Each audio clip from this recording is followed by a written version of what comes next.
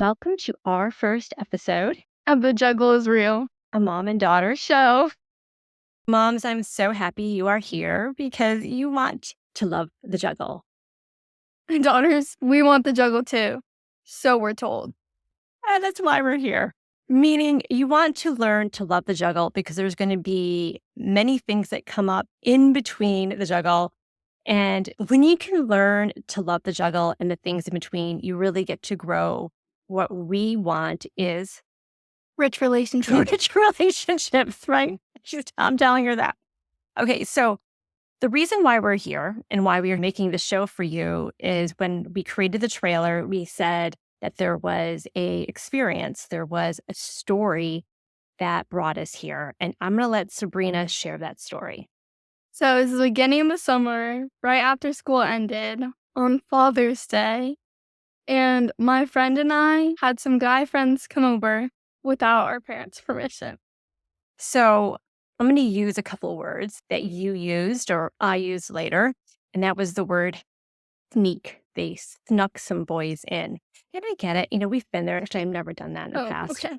But this desire to want to hide things from our parents, I get that. But what happened was, I'm just going to paint it even deeper for us moms. As Sabrina said, it was the end of the school year, the beginning of the summer, where whoever's listening to the show, I know that they're busy moms, right? And so when it comes to the end of the year, you're on hustle. We're in this hyper speed modern world. And it happened to be on a steeper speed and pace that end of the year because Sabrina has an older brother who was graduating from high school. So it was high school parties, graduation parties, and beach week, all that to say was that weekend, I almost felt like the portal was opening for some freedom. And what happened was that weekend, my husband was gone to see his own father for Father's Day. So I didn't have to manage any activities for that. I had my younger son tucked away too with some friends. So it was Sabrina and I going to the pool to meet our good friends at our neighborhood pool. And all I wanted was a nap. All I wanted was a nap to just soak in. And there was drama that happened with my older son too, getting him off to beach week, as anybody who's had that experience can imagine. I was just so looking forward to that weekend, that day, that opening of the summer, right? When I woke up from my nap, I saw a text, and the text said, I'm going over to my friend's house to play Fortnite. Didn't think anything of it, right? Didn't think anything of it. Prior to that, right after that text was a text from my friend who we were supposed to meet. And she said, come find her. And she was texting from her husband's phone because her phone had died. She said, come find me when you wake up from your nap. So when I woke up from my nap, I went to go find her. And her husband said that the mom had gone back home at the neighborhood pool to go charge the phone. Sabrina, and I'm sorry for telling the story, Sabrina did not expect the mom to come home. Is that correct? Yes. Okay. So when the mom came home, she said that the girls were acting funny. I'll say this. When I found out that the mom was not there, I went back to my phone and then I returned to my lawn chair from a text from the mom saying, oh my God, you're not going to believe this. She caught the girls in this sneaking in business of the boys. Because when she came home, she recognized, because what happens when you lie or when you're doing something sneaky is you don't act Normal. Normal. And it becomes very intuitive for anybody especially when you know somebody, that there is a level of suspicion. And so when I saw the text, She was mad. Was I mad? I was, Yeah. what I remember saying was I still had not absorbed the little bit of drama of my son going to beach week. So having to tackle something else like this when I thought there was a portal of freedom, I wasn't ready. And I'm just going to be honest. Here's what I do know through the practices of my wellness business and breath work and just understanding the nervous system.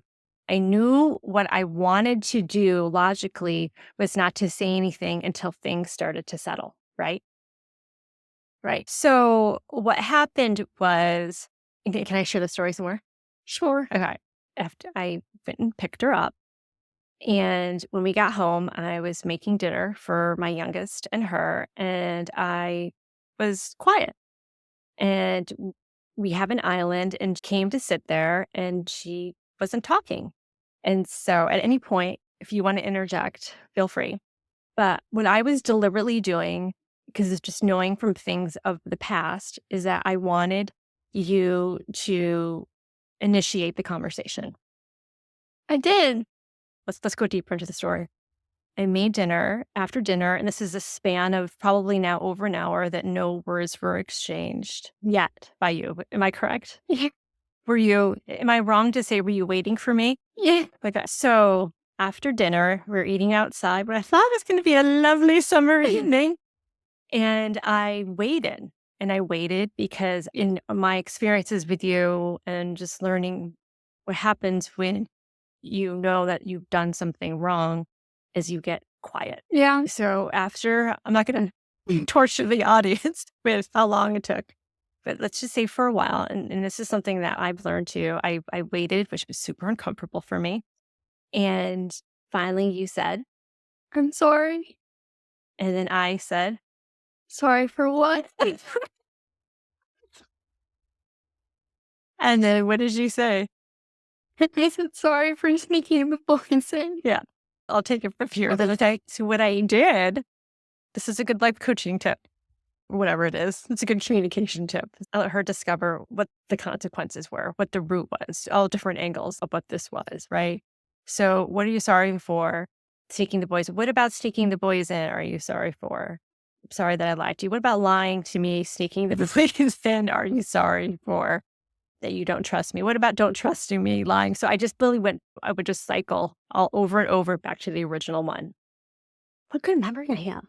Just memorizing. You went down a whole rabbit hole of things. We did. And then it got to losing trust and upsetting the parents and then losing the friends. And then all that to say, what do you think the consequence should be? And you said, My phone being taken. take the phone away. Do you remember what you said? The final thing of what everything led to. No. You felt, remember the last word you said, I feel, Regret.